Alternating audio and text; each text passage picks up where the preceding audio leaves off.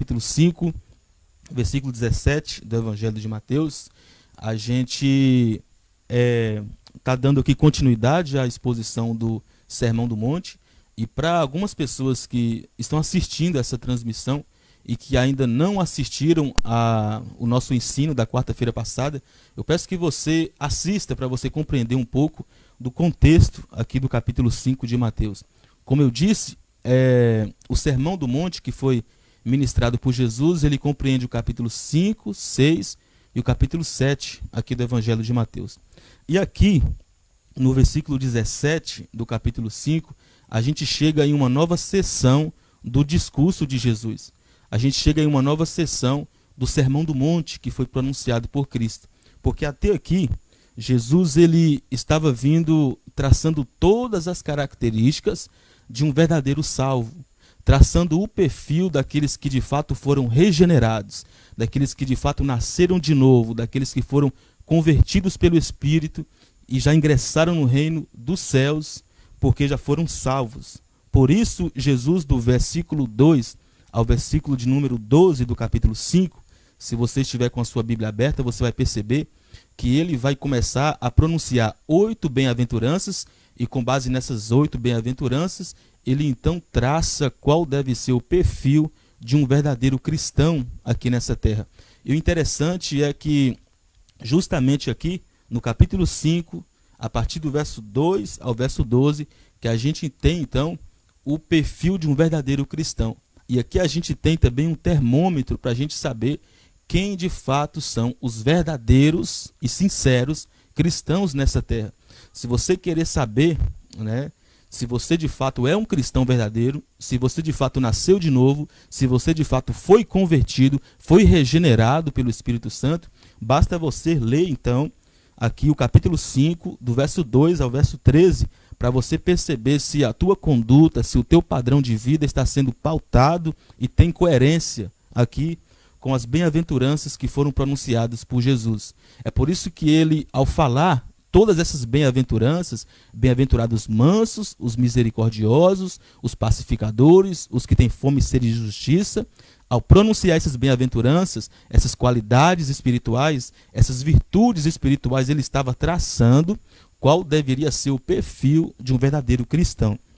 Chegando então, meus irmãos, a partir do versículo 16 ao versículo, ou melhor, a partir do versículo 13 ao versículo 16, Jesus agora vai ensinar como esses cristãos, que têm essas qualidades espirituais, como eles agora vão manifestar essas virtudes, essas bem-aventuranças diante do mundo, ou diante da sociedade qual ele vive, qual ele faz parte. E Jesus ensina usando duas metáforas, chamando seus servos de sal da terra e de luz do mundo. Com isso ele quer ensinar o seguinte, que todo cristão verdadeiro, todo servo, todo súdito do reino de Deus, que possui as bem-aventuranças, que possui essas qualidades espirituais, eles precisam influenciar o mundo, influenciar a sociedade, influenciar o meio onde ele vive, influenciar positivamente com a sua conduta, com o seu perfil, com o seu bom testemunho, com o seu novo nascimento.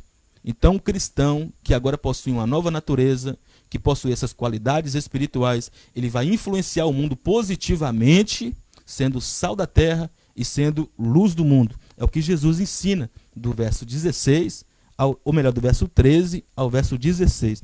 Chegando então no versículo de número 17, é como se agora Jesus fosse dar uma pausa no seu ensino, no seu sermão, para ele fazer a seguinte afirmação que nós acabamos de ler. Não penseis que vim revogar a lei ou os profetas. Não vim para revogar, vim para cumprir. Jesus aqui com esta afirmação, ele já estava prevendo que algumas pessoas que estavam ouvindo o seu sermão, elas estavam sendo chocadas com o que ele estava dizendo, e agora alguns entre eles estavam pensando, espera um pouco, será que tudo isso que ele está ensinando tem a ver com os escritos do Antigo Testamento? Será que tudo isso que ele está ensinando, será que não é um novo ensino, uma nova doutrina? Qual a relação de tudo isso que ele está dizendo com a revelação que já nos foi dada? Então aqui Jesus já prevendo isso, Jesus já sabendo que haveria pessoas no meio dele, que iriam ter esse pensamento, iria ter essa dúvida, ele já antevendo tudo isso, ele já faz esta afirmação: não penseis. Observe aí na sua Bíblia, que interessante. Jesus inicia o versículo 17 usando essa expressão, fazendo essa seguinte afirmação: não penseis. Por que ele diz isso? Não penseis. Ora, ele já está dizendo isso porque ele sabia que tudo que ele já havia ensinado até aqui já estava confrontando, né, a atitude, a conduta, o perfil daqueles que estavam ouvindo ele. E agora Jesus, com esta afirmação, ele vai estabelecer um princípio aqui. E qual é o princípio que Jesus vai estabelecer? Ele vai estabelecer o seguinte princípio: que tudo que ele já vem ensinado até aqui está em total concordância, está em total harmonia com os escritos do Antigo Testamento. É esse princípio que ele vai estabelecer aqui. Porque Jesus, quando ele sobe no monte e ele começa a pronunciar o seu sermão, o seu ensino, as suas palavras, elas começaram a frustrar as expectativas da maioria dos seus ouvintes, porque os ouvintes, os judeus que ouviam Jesus, eles tinham a seguinte expectativa: que Jesus, né, que o Messias prometido, ele seria um líder militar, um líder político, que iria fazer uma reforma econômica, uma reforma social, né, uma reforma militar, e que iria tirar o jugo de Roma sobre a nação de Israel. Só que Jesus vem com uma proposta totalmente diferente. Ele vem apresentando o seu ensino e dizendo que o seu reino não fazia parte, né, do mundo, desse mundo terreno, mas que o seu reino era dos céus. Então, os ensinos de Jesus, as suas palavras, vai frustrar as expectativas dos seus ouvintes. Porque Jesus, ao subir no monte para fazer esse sermão, ele não falou nada sobre reforma política, sobre reforma social, sobre reforma militar, sobre reforma econômica. Não falou nada sobre isso. Muito pelo contrário, ele falou sobre reformas que precisariam acontecer no interior do homem para que houvesse uma mudança de pensamento e, consequentemente, mudança de atitude para a glória de Deus. Então, Jesus, ao ensinar até aqui, no versículo 16, tudo isso que ele já vinha revelado e ensinado, começou a chocar os seus ouvintes de tal modo que o próprio Jesus vai perceber que alguns entre eles que estavam ouvindo ele ali, alguns deles já começaram a ficar com dúvida, a pensar: espera um pouco, será que ele não está trazendo um novo ensino, uma nova doutrina? E aí Jesus, ele faz esta afirmação: não penseis que vim revogar a lei ou os profetas. Olha só, o que Jesus está querendo dizer com isso? Não penseis que vim revogar a lei ou os profetas. Esta expressão leis e os profetas, ela não aparece só aqui. Ela aparece também lá no capítulo 7 de Mateus, versículo 12, quando ali Jesus vai dizer o seguinte: que tudo quanto quereis que os homens os façam, assim fazei-vos também a eles, porque esta é a lei e os profetas. Quando Jesus estava discutindo sobre o grande mandamento, ele vai dizer o seguinte, que amarás o Senhor teu Deus, né, de todo o teu coração, e o próximo como a ti mesmo, porque isso depende toda a lei e os profetas. O apóstolo Paulo vai dizer que aquele que ama o teu próximo, ele está cumprindo toda a lei e os profetas. O que significa então essa expressão, a lei e os profetas? Bom, quando Jesus ele fala assim, não penseis que vim revogar a lei e os profetas, quando ele fala de lei, ele está se referindo aos ensinos de Moisés, aos escritos de Moisés, que são os 5 primeiros livros da Bíblia, conhecidos como Pentateuco, que são o livro de Gênesis, Êxodo, Número, Levítico e Deuteronômio. Esses 5 livros da Bíblia são os livros da lei, são os escritos de Moisés. Então Jesus está dizendo: olha, eu não vim revogar os escritos de Moisés. Eu não vim revogar o livro de Gênesis, Êxodo, Levítico, Números ou Deuteronômio. Porque quando ele fala de lei, da lei, ele está se referindo aos primeiros 5 livros da Bíblia, o Pentateuco, os livros da lei. Quando ele fala sobre os profetas, ele está se referindo a todos os escritos do Antigo Testamento, a todos os escritos proféticos do Antigo Testamento. Está se referindo aos profetas maiores, como também os profetas menores. Então, quando Jesus está fazendo esta afirmação aqui, não penseis que vim revogar, não penseis que vim revogar a lei ou os profetas, ele está dizendo o seguinte: não pensem vocês que eu vim revogar toda a totalidade do Antigo Testamento, todos os escritos do Antigo Testamento. Não pensem vocês que os meus ensinos, tudo que eu estou ensinando, está em desacordo com os escritos do Antigo Testamento, que são os 5 primeiros livros da Bíblia, os livros da lei, e também os livros dos profetas maiores e dos profetas menores. É isso que Jesus está dizendo aqui. Não pensem vocês que eu vim revogar a totalidade do Antigo Testamento. A revelação do Antigo Testamento, que são os 5 primeiros livros da Bíblia e os livros dos profetas maiores e dos profetas menores. O que significa então essa palavra que aparece aí? Revogar. Não pensem vocês que eu vim revogar. Essa palavra revogar significa invalidar, anular ou jogar por terra. Então Jesus aqui está dizendo o seguinte: olha, não pensem vocês que eu vim jogar por terra, que eu vim anular, que eu vim invalidar a totalidade do Antigo Testamento. É isso que ele está dizendo. E com isto, ele afirma, com esta afirmação, ele está dizendo também que todos os seus ensinos, toda a sua doutrina está em completa harmonia com o Antigo Testamento. Está em completa harmonia com os escritos de Moisés e com os escritos dos profetas maiores e dos profetas menores. Olha só aí na sua Bíblia a continuação do versículo 17. Não pensem em vocês que vim revogar, anular, descumprir, né, a lei e os profetas, né, a totalidade do Antigo Testamento. Não vim. Não vim para revogar, vim para cumprir. Olha o que Jesus está dizendo aqui. Eu vim para cumprir. Eu não vim para invalidar, para anular a totalidade do Antigo Testamento. Eu vim para cumprir. Ora, o que significa cumprir? Né? Se essa palavra revogar significa anular, significa jogar por terra, né? Essa palavra, então, cumprir é o contrário, é o oposto, né, de revogar. Significa, então, ratificar. Né? Essa palavra cumprir significa reforçar. Eu não vim anular os escritos do Antigo Testamento, a lei e os profetas. Eu vim cumprir, eu vim ratificar, eu vim reforçar. Ou seja, Jesus veio para dar o sentido pleno, né, de todos os escritos do Antigo Testamento. Jesus não veio revogar, descumprir, anular, jogar por terra. Ele veio cumprir, reforçar, ratificar, trazer o sentido pleno para os escritos do Antigo Testamento. E como assim? Né, vamos perceber um pouco como Jesus, então, cumpriu a lei e os profetas. Jesus, ao cumprir a lei, né, ele traz o sentido pleno, ele cumpre, ratificando, reforçando, trazendo o sentido pleno da seguinte forma. Quando você olha para os 10 mandamentos, ali você percebe que tem uma ordenança de Deus dizendo o seguinte: não matarás, né? Essa foi a revelação dada, não matarás. O que seria então Jesus trazer o sentido pleno para este mandamento? Seria o seguinte: seria que matar alguém não era só no sentido de tirar a vida daquela pessoa fisicamente, mas se você falar mal daquela pessoa, você já está transgredindo a lei, você já está matando aquela pessoa. Isso é trazer o sentido pleno, isso é reforçar, é ratificar.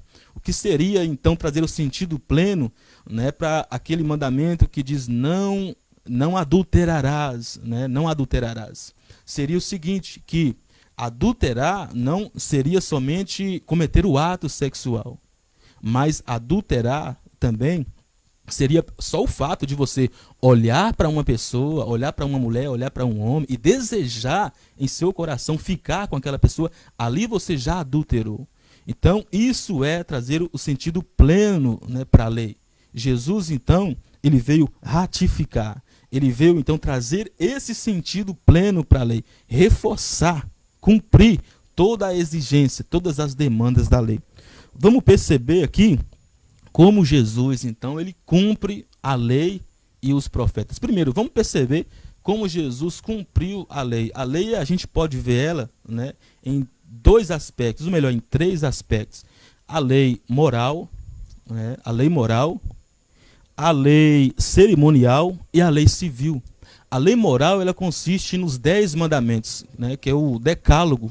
A lei moral, ela está ali nos 10 mandamentos. é tudo aquilo que já está na consciência do homem. Né? Não matarás, não roubarás, não furtarás, não adulterarás. Os 10 mandamentos, o decálogo, ali consiste a lei moral. A lei cerimonial ela é bastante ampla, ela tem vários rituais, né? Vários rituais que agregam a lei cerimonial. Só que um dos mais conhecidos, um dos rituais mais conhecidos para a lei cerimonial, consistia naquela liturgia de apresentar cordeiros para sacrificar, né? E o sangue daquele cordeiro sendo aspergido no propiciatório da arca, de uma certa forma, de uma forma simbólica, aquele cordeiro estaria representando, tipificando ali o próprio Cristo que haveria de vir para derramar o seu sangue e cobrir os nossos pecados. Então, a lei cerimonial ela consistia nisso. Ela consistia em o sacerdote apresentar um sacrifício de um cordeiro. Como Jesus, então, ele cumpriu a lei cerimonial. Jesus cumpriu a lei cerimonial quando ele se fez carne, ele andou nessa terra entre os homens, né, em uma forma física, e no seu ministério, na sua vida, ele então apresenta a sua vida, o seu corpo, para ser sacrificado como um cordeiro imaculado por amor da nossa vida. Aquele cordeiro que era sacrificado no Antigo Testamento, né, naquele ritual cerimônico, estava representando Jesus. E ele vem e apresenta a sua própria vida para ser sacrificado também como um cordeiro imaculado por amor dos nossos pecados, para nos redimir. E o próprio João ele vai dizer o seguinte, nas margens do Rio Jordão: eis o Cordeiro de Deus que tira o pecado do mundo. Essa é uma linguagem levítica que nos faz lembrar lá dos sacrifícios do Antigo Testamento. Então Jesus, quando ele se submete a passar pelo processo da cruz, de crucificação, né, ele então cumpre toda a lei cerimonial. Eu quero que você abra sua Bíblia comigo, lá na carta aos Hebreus, para a gente ler uma passagem bíblica, para isso ficar bem mais claro aqui, para a gente entender melhor. Hebreus capítulo de número 10, vamos ler a partir do versículo 11, se você puder anotar esse texto, já abra sua Bíblia também, para a gente conferir junto. Hebreus capítulo 10, a partir do versículo 11, que diz assim: ora, todo sacerdote se apresenta dia após dia a exercer o serviço sagrado e a oferecer muitas vezes os mesmos sacrifícios que nunca, jamais podem remover pecados. Jesus, porém, tendo oferecido para sempre um único sacrifício pelos pecados, assentou-se à destra de Deus, aguardando daí em diante até que os seus inimigos sejam postos por estrado dos seus pés, porque com uma única oferta aperfeiçoou para sempre quantos estão sendo santificados. Jesus se apresentou como uma oferta, né? Uma oferta de sacrifício, onde ele seria o cordeiro e que subiria naquela cruz. Ali ele cumpriu toda a lei cerimonial, apresentou a sua vida como oferta de sacrifício de uma única vez, para redimir a humanidade dos seus pecados. Então ele cumpre na íntegra todas as exigências, as demandas desta lei cerimonial. Agora, se Cristo cumpriu a lei cerimonial, apresentando a sua vida como um cordeiro imaculado, para ser sacrificado por amor de nós, como então ele cumpre a lei moral? Como ele cumpre esta lei, né, que consiste lá no decálogo, nos 10 mandamentos? Jesus cumpre a lei moral obedecendo todas as demandas, todas as exigências desta lei, como nenhum outro homem já cumpriu na face da terra. Cristo foi um homem perfeito que passou por esta terra cumprindo toda a lei moral, todas as exigências da lei, todos os preceitos, mandamentos de Deus, como nenhum outro homem jamais cumpriu. Jesus foi o único que conseguiu amar a Deus de todo o seu coração, todos os dias, todos os momentos, a todas as circunstâncias. Ele foi o único. Jesus foi o único que nunca cobiçou nada de ninguém. Jesus foi o único que nunca adulterou. Jesus foi o único que nunca usou o nome de Deus em vão. Ele cumpriu na íntegra toda a lei moral. Toda a lei moral foi cumprida na íntegra pelo nosso Cristo. o apóstolo Pedro vai dizer que Jesus, da boca dele, não procedeu nenhum engano. Jesus foi o único homem que passou pela face dessa terra sem cometer nenhum pecado. Em tudo ele foi tentado, contudo, em nenhum momento ele pecou, ele desobedeceu, mas ele cumpriu todas as demandas, todas as exigências da lei. Agora, como então Jesus cumpriu os profetas? Como ele cumpre os profetas? Ele cumpre os profetas, né, de duas formas. Ele cumpre os profetas reforçando, né, as orientações, as exortações dos profetas do Antigo Testamento, assumindo ele próprio nesta função, esse papel de profeta, como ele também cumpre os profetas, né, aonde todos os escritos, todas as profecias que falaram sobre ele é cumprida no seu ministério, na sua vida, durante o tempo em que ele ficou nessa terra. Então ele cumpre os profetas dessas duas formas. Primeiro, ele cumpre reforçando ainda mais as orientações, as exortações que os profetas do Antigo Testamento fizeram, né, chamando o povo de Deus a um arrependimento, exercendo a função, o papel de um profeta. E também cumpre na íntegra tudo aquilo que os profetas disseram ao seu respeito.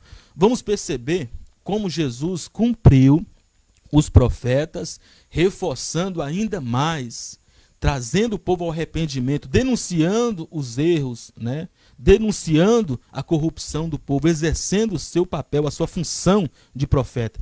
Quando a gente olha para os evangelhos, a gente percebe que Jesus cumpriu os profetas, né, assumindo ele mesmo ali a função, o papel de um profeta, quando ele já inicia o seu ministério dizendo: o reino dos céus, o reino de Deus é chegado, arrependei-vos e credes no evangelho, cumprindo o papel de profeta, chamando o povo para o arrependimento, chamando o povo para uma consciência, né, das boas novas do evangelho, da necessidade de arrependimento. Jesus, ele disse: ai de ti, Corazim, ai de ti, Betsaida, porque se em Tito e em Sidom fizessem os milagres que aconteceram aí no meio de vocês, há muito eles teriam arrependido com pano de saco e cinza, né?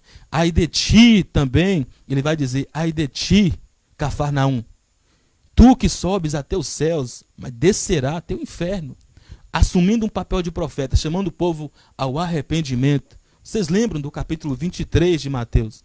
Quando ali ele vai dizer: ai de ti, fariseus hipócritas, porque vocês engolem um mosquito e arrotam um camelo, e a vossa casa ficará deserta. Jesus, a todo instante, ele veio reforçar, na verdade, todas as exortações que os profetas do Antigo Testamento fizeram ao povo de Deus, assumindo o papel de profeta. E então, ali, assumindo o papel de profeta, chamando o povo ao arrependimento, chamando um povo para uma consciência maior de arrependimento, chamando o povo para uma necessidade de se arrepender diante de Deus. Então, ele assume esse papel de profeta cumprindo os profetas. Agora, qual é a outra forma que Jesus cumpriu os profetas? Ele cumpriu os profetas quando, durante a sua vida, durante o seu ministério, durante a sua estadia na terra, ele vai de encontro a tudo aquilo que os profetas já predisseram sobre ele. Tudo aquilo que os profetas profetizaram acerca dele, Jesus cumpriu. Jesus vai dizer o seguinte: o Filho do Homem vai conforme tudo aquilo que está escrito ao seu respeito. Jesus não deixou de cumprir nada de tudo aquilo que foi previsto pelos profetas para que ele pudesse cumprir. Ele cumpriu os profetas. E um exemplo disso nós temos quando a gente lê o capítulo 7 de Isaías, versículo 14. Ali o profeta vai, na verdade, profetizar acerca de Jesus, falando que ele nasceria de uma virgem e que o seu nome seria chamado Emanuel, que significa Deus conosco, Deus entre os homens. Jesus cumpriu os profetas. Ele nasceu de uma virgem. Ele foi o Deus encarnado entre os homens, ele andou entre os homens. Ele cumpriu.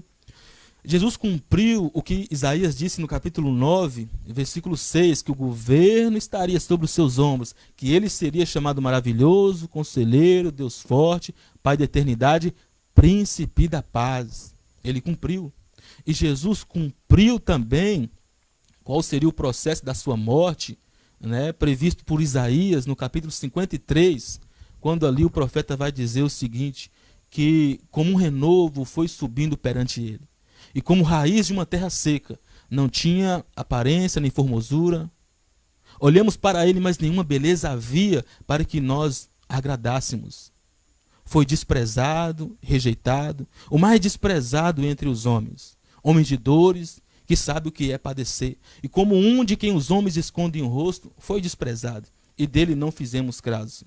Certamente, ele levou sobre si as nossas enfermidades, e as nossas dores tomou sobre si, e nós o reputamos por aflito de Deus, ferido de Deus e oprimido.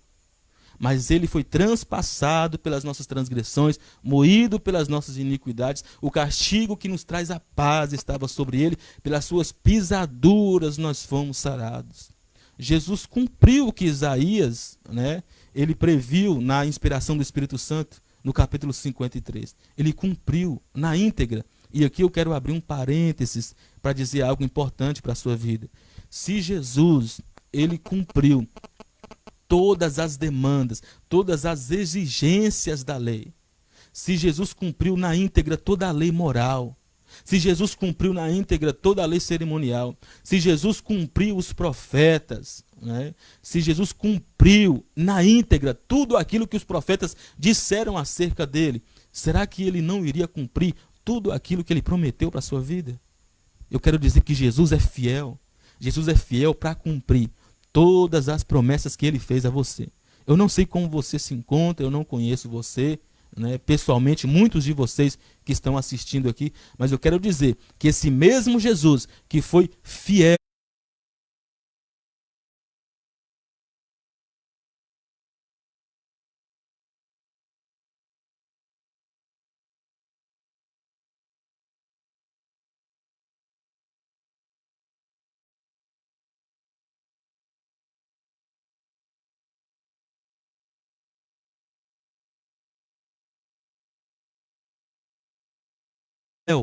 para cumprir todas as demandas da lei, esse mesmo Jesus que foi fiel para cumprir toda a lei e os profetas, esse mesmo Jesus que prometeu, que fez promessas a você, ele é fiel para cumpri-las.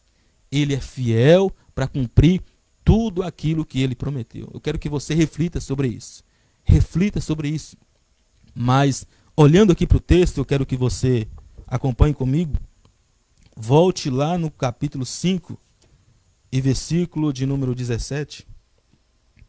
Olha só, o versículo 18. Porque em verdade vos digo que até que o céu e a terra passem, nenhum i ou um tio jamais passará da lei. Até que tudo se cumpra, jamais passará da lei. Jesus está dizendo aqui o seguinte, que até mesmo aquelas palavrinhas que, olhando assim, aparentemente parecem ser insignificantes, que estão na lei. Ele está dizendo que nenhum tio e nenhum i jamais passará da lei. Nada jamais passará. E tudo isso ele cumpriu na íntegra. Tudo isso ele cumpriu.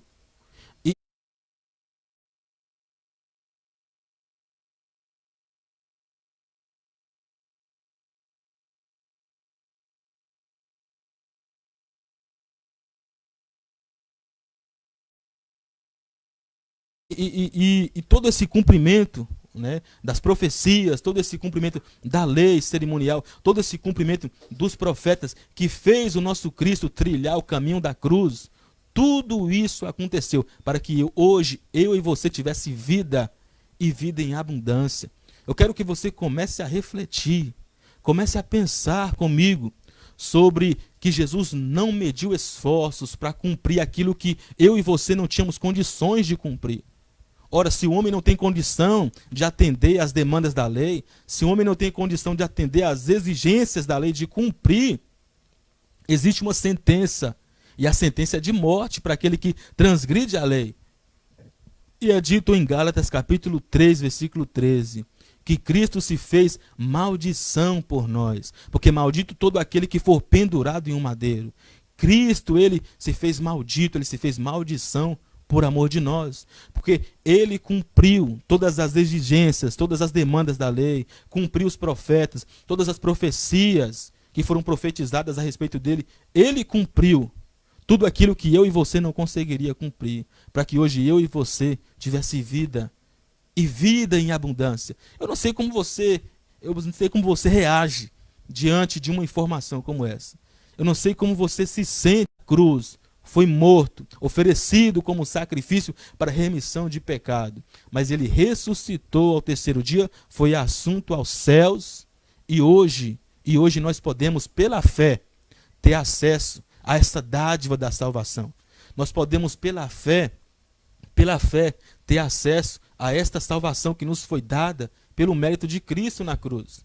Eu quero que você comece a refletir, a partir desse momento, sobre tudo aquilo que Cristo cumpriu, para cumprir o propósito do Pai e para beneficiar a minha e a sua vida. Você não conseguiria, eu não conseguiria. A gente iria trilhar o caminho do inferno, a gente seria condenado, mas Cristo cumpriu no meu e no seu lugar. Ele foi o nosso substituto, para que a gente não sofresse, a condenação da lei, para que a gente não fosse alcançado e condenado pela lei. Jesus cumpriu e sofreu o castigo que haveria de cair sobre nós.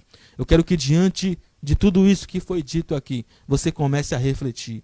Você que hoje não é cristão, você está vendo essa live aí, e tudo o que você está ouvindo que é novidade para a sua vida, e você ainda não teve a oportunidade de chegar a esta compreensão, mas hoje o Espírito Santo está concedendo a você a oportunidade de perceber o quão necessitado você é da graça de Deus.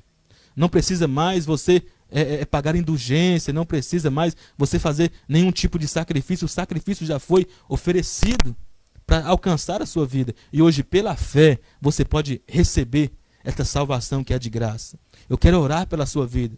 Se você deseja pela fé ser beneficiado, pela fé, por tudo aquilo que Jesus fez para nos alcançar e nos salvar, eu quero orar pela sua vida. Aí mesmo na sua casa, dentro do seu quarto, independente do lugar onde você esteja, você pode ser alcançado pela graça, cercado pelo Evangelho, você pode ser transformado